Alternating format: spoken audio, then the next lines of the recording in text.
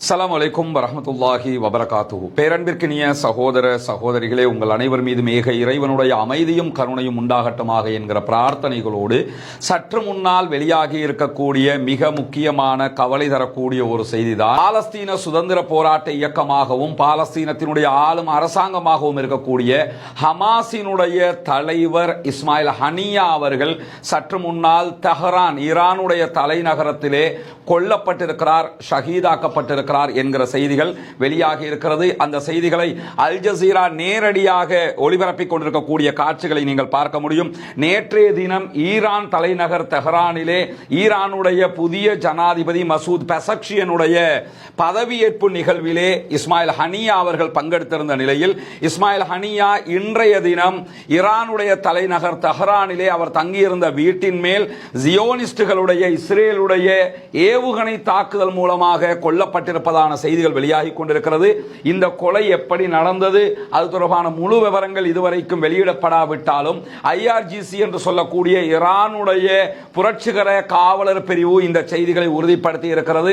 ஈரானுடைய உத்தியோகபூர்வ அரச தொலைக்காட்சி உள்ளிட்ட உள்ளூர் ஊடகங்கள் அத்தனையும் இதை உறுதிப்படுத்தி இருக்கிறார். அதே நேரம் அல் ஜசீராவும் அதனுடைய உண்மை சரிபார்ப்பு குழுவாக இருக்கக்கூடிய சனதும் இதை உறுதிப்படுத்தி இருக்கிறார்கள் என்பதோடு ஹமாஸும் எங்களுடைய தலைவர் கொல்லப்பட்டிருக்கிறார், ஷஹீதாகி இருக்கிறார் என்கிற செய்தியை உறுதிப்படுத்தி இருப்பதை நாம் இன்றைக்கு பார்க்க முடியும். ஹமாஸ் உத்தியோகபூர்வமாக இஸ்மாயில் ஹனியா இன்றைக்கு ஈரானிலே கொல்லப்பட்டிருக்கிறார், ஷஹீதாகப்பட்டிருக்கிறார் என்கிற செய்தியை அறிவித்திருக்கிறார்கள்.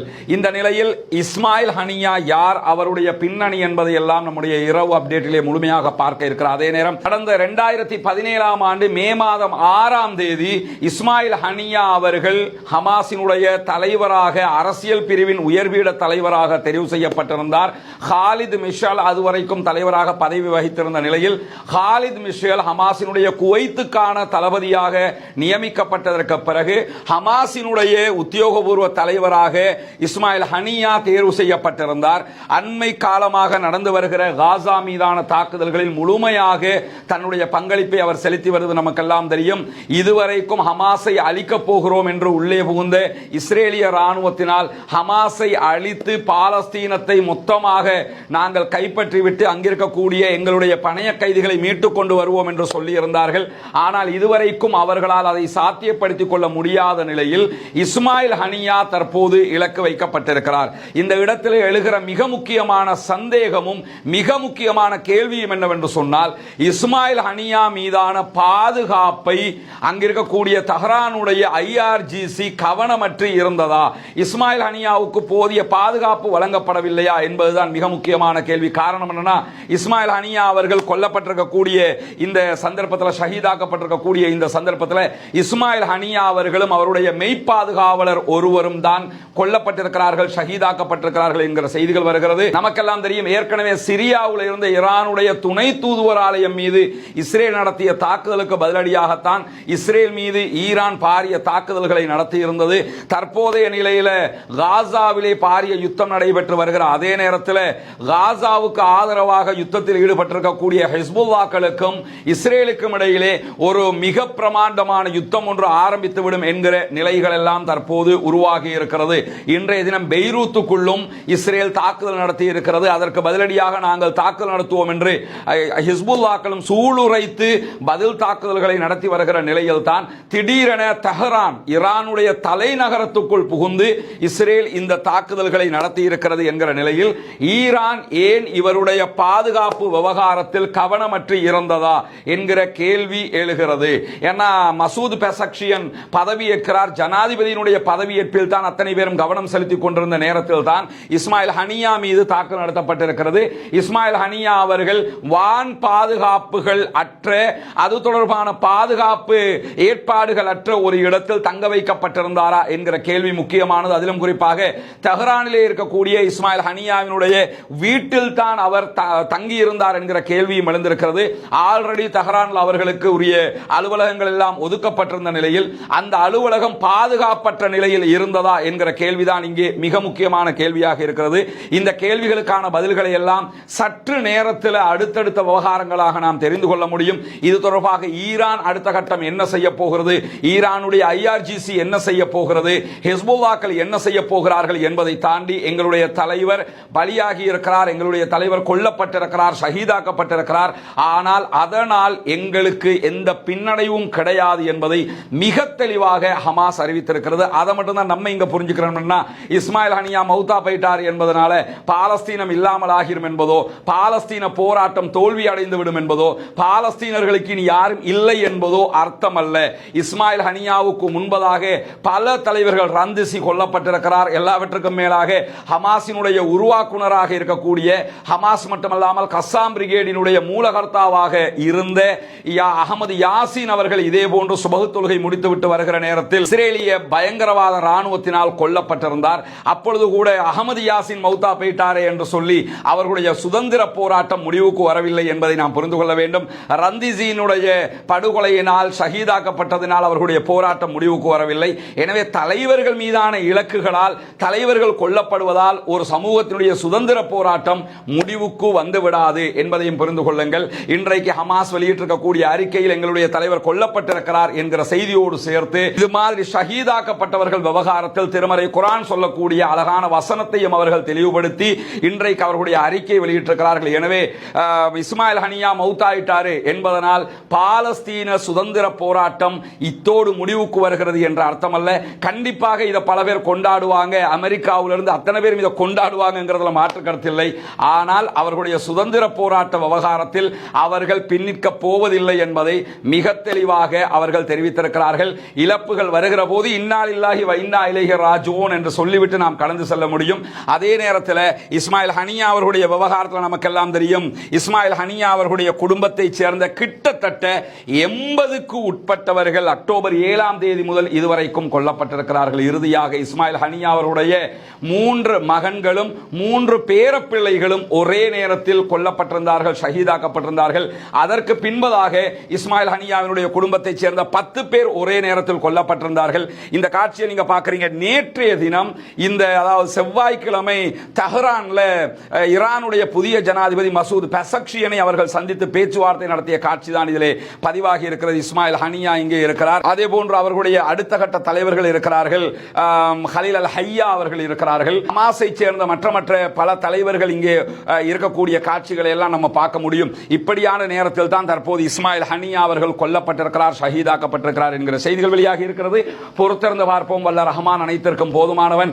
இந்த மாதிரியான இழப்புகளால் நாமோ அவர்களோ சோர்வடைந்து விட போவதில்லை என்பதைத்தான் நாம் புரிந்து கொள்ள வேண்டும். காரணம் என்னன்னா, இஸ்லாம் அழகான ஒரு வழிகாட்டலை நமக்கு தந்திருக்கிறது. இதா அஸாபத்துஹும் முஸீபா காலு இன்னா லில்லாஹி வ இன்னா இலைஹி ராஜிஊன். உங்களுக்கு ஏதாவது ஒரு இழப்புகள் வருகிற நேரத்தில், முசீபத்துகள் நடக்கிற நேரத்தில் நம்ம சொல்ல வேண்டிய ஒரே வார்த்தை என்னன்னா, இன்னா லில்லாஹி வ இன்னா இலைஹி ராஜிஊன் என்கிற வார்த்தை தான். எனவே இஸ்மாயில் ஹனியாவுடைய மரணம் கவலைக்குரியது, வருத்தத்திற்குரியது, இழப்பிலும் பேரிழப்பு என்பதில் எந்த மாற்று கருத்தும் இல்லை. ஆனால் இன்னா லில்லாஹி வ இன்னா இலைஹி ராஜிஊன் என்று ஹமாஸே சொல்லிவிட்டு அடுத்த கட்டம் நகர்ந்து விட்டார்கள். எனவே இதற்குரிய பதிலடியை ஈரான் எப்படி கொடுக்க போகிறது என்பதுதான் இங்கே இருக்கக்கூடிய மிக பெரும் கேள்வியாக இருக்கிறது. ஹெஸ்புல்லாக்கள் என்ன செய்ய போகிறார்கள் என்பதை தாண்டி கஸ்ஸாம் பிரிகேட் இதற்கான பதிலடியை எந்த விதத்தில் கொடுக்க போகிறது என்பது மிக முக்கியமான கேள்வியாக இருக்கிற அதே நேரத்தில் அதாவது நெதன்யாகுவை பொறுத்தவரையில் இந்த யுத்தத்தின் ஒரு பாரிய வெற்றியாக இதை கருதுவார் என்பதில் எந்த மாற்று கருத்தும் கிடையாது. ஏன்னா நாங்கள் அவங்களுடைய தலைவரையே நாங்கள் அழிச்சிட்டோம் அப்படின்னு சொல்லி அவர் கொண்டாட்டத்திற்குரியதாக இதை இஸ்ரேலிய ராணுவம் மேற்கொண்டாலும் இது உண்மையில் அவர்களுடைய பின்னடைவை தான் சுட்டிக்காட்டும். காரணம் என்னன்னா, ஈரானுக்குள்ள இருந்த ஹமாஸினுடைய தலைவரை கொலை செய்வதால் அவர்களுடைய பணைய கைதிகளை மீட்டு விடலாம் என்று அர்த்தமாகாது. இதிலும் குறிப்பாக அவர்கள் செய்த ஆபத்தான மடத்தனமான ஒரு வேலையாகத்தான் இது கருதப்படும். காரணம் என்னன்னா, தங்களுடைய நாட்டை சேர்ந்த 120க்கு மேற்பட்டவர்கள் பணைய கைதிகளாக ஹமாஸிடத்தில் இருக்கிற நேரத்தில் ஹமாஸினுடைய தலைவர் கொல்லப்படுவது என்பது அவர்களுக்கு மாபெரும் பின்னடைவை ஏற்படுத்தும் என்பதில் எந்த விதமான மாற்று கருத்தும் கிடையாது. பொறுத்திருந்து பார்ப்போம். இதை நம்ம ஒரு உண்மையிலேயே ஒரு பேரிழப்பாக இருந்தாலும் மார்க்க ரீதியாகத்தான் இதை நாம் கையாள வேண்டும்.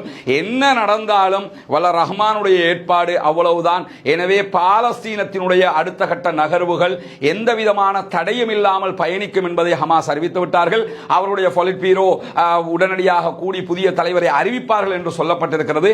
அடுத்த தலைவர் வருவார், அவர் அடுத்த கட்ட நகர்வுகளை மேற்கொள்வார் என்பதை தாண்டி ஹமாஸை பொறுத்தவரையில் ஹமாஸ் ஒருவரை நம்பி இருக்கக்கூடிய ஒரு இயக்கமும் அல்ல அல்ல என்பதையும் நாம் புரிந்து கொள்ள வேண்டும். காரணம் என்ன, அவங்க ஒரு பெரிய பாரிய இயக்கம், பாரிய ஒரு நிர்வாக சபையை கொண்டவர்கள், ஒரு நிர்வாகமாக முடிவெடுக்கக்கூடியவர்கள். குறிப்பாக கத்தாருக்குள்ள இருக்கிற வரைக்கும் இஸ்மாயில் ஹனியா மேல கை வைக்காத இஸ்ரேல் தற்போது ஈரானுக்குள்ள போனதுக்கு பிறகுதான் கை வைத்திருக்கிறார்கள்.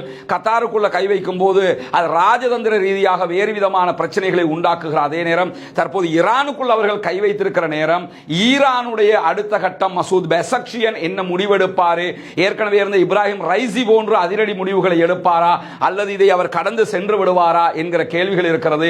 மசூத் பெசக்ஷியன் இதை கடந்து செல்ல நினைத்தாலும் IRGC இதை கடந்து செல்லுமா அல்லது அங்கிருக்கக்கூடிய அலி ஹாமனி இதை கடந்து செல்ல விட்டு விடுவாரா என்கிற பல கேள்விகள் இதற்குள் உருவாகி கொண்டே இருக்கிறது. பொறுத்திருந்து பார்ப்போம். அவருக்காக பிரார்த்தனை செய்யுங்கள், அவருடைய மறுமை வாழ்வுக்காக பிரார்த்தனை செய்யுங்கள். பாலஸ்தீனம் வெற்றி பெற வேண்டும், பாலஸ்தீனம் சுதந்திரம் அடைய வேண்டும், பாலஸ்தீன மக்களும் சுதந்திரமானவர்களாக மாற வேண்டும். கண்டிப்பாக அல்லாஹ்வினுடைய உதவி அவர்களுக்கு கிடைக்கும். அதற்காக நாம் தினம்தோறும் பிரார்த்தனை செய்வோமாக என்கிற கோரிக்கையை தான் நான் உங்களிடத்தில் தொடர்ந்து முன்வைக்க முடியும். எனவே இதை ஒரு பாரிய இழப்பாக கருதி இத்தோடு எல்லாம் முடிந்துவிட்டது என்று நாம் மார்க்க ரீதியாக முடிவெடுக்க முடியாது சகோதரர்களே. அதனால் அவருக்காக பிரார்த்தனை செய்யுங்கள், பாலஸ்தீன பெருமக்களுக்காக பிரார்த்தனை செய்யுங்கள், பாலஸ்தீன அப்பாவிகளுக்காக பிரார்த்தனை செய்யுங்கள். யுத்தம் என்று வந்துவிட்டால் தலைவர்கள் பலியாவதும், யுத்தம் என்று வந்துவிட்டால் சோல்ஜர்ஸ் கொல்லப்படுவதும் என்பது ஒரு யுத்தத்தில் சகஜமான ஒன்று. ஹமாஸுடைய வரலாற்றிலே அதற்கு பல தலைவர்களை அவர் இழந்திருக்கிற வரலாறுகள் இருக்கிறது. நான் ஏற்கனவே சொல்லிவிட்டேன். அகமது யாசின் கொல்லப்பட்டதாக இருக்கலாம், ஷேக் ரந்திசி கொல்லப்பட்டதாக இருக்கலாம். இப்படி பல பேரை அவர்கள் இழந்திருக்கிறார்கள். அண்மையில் கூட முகமது தெய்ஃப் மேல தாக்கல் நடத்தப்பட்டது. ஆனால் அங்கே அவர் இருக்கவில்லை, அவர் கொல்லப்படவில்லை என்கிற செய்திகளை நம்ம பார்த்திருக்கிறோம். உண்மையிலேயே உள்நாட்டுக்குள்ள அவங்க இஸ்ரேல் சொல்வதை போன்று நாங்கள் காசாவுக்குள்ள ஹமாஸை தோக்கடிச்சிருவோம், மீட்டு கொண்டு வந்துருவோம் எங்க பணைய கைதிகள் என்று சொன்னாங்க. அதை அவர்கள் செய்யவில்லை. அவங்க வெளிநாட்டுக்குள்ள தான் இந்த வேலைகளை செஞ்சு வர்றாங்களே தவிர உள்நாட்டு இருக்கக்கூடியவர்கள் மீது, குறிப்பாக அவர்களால் உள்நாட்டுக்குள்ளே இருக்கக்கூடிய ஹமாஸினுடைய முக்கியமான தளபதிகள் யார் மீதும் கை வைக்க முடியாத ஒரு நிலை இருப்பதையும் நாம் அவதானிக்க முடிகிறது. பொறுத்திருந்து பார்ப்போம் என்ன நடக்கிறது என்பதை. வல்ல ரஹ்மான் இஸ்மாயில் ஹனியா அவர்களுக்கு உயரிய சொர்க்கத்தை வழங்க வேண்டும். இஸ்மாயில் ஹனியா அவர்களுடைய பாவங்கள் மன்னிக்கப்பட வேண்டும். அவர் இணை வைக்காத பட்சத்தில் அவருக்கு வல்ல ரஹ்மான் உயரிய சொர்க்கத்தை வழங்குவான் என்கிற நம்பிக்கையோடு அவருக்காக பிரார்த்தனை செய்வோமாக. வாஹ்ரு தஅவானா அல்ஹம்துலில்லாஹி ரப்பில் ஆலமீன். பொறுத்திருங்கள். இது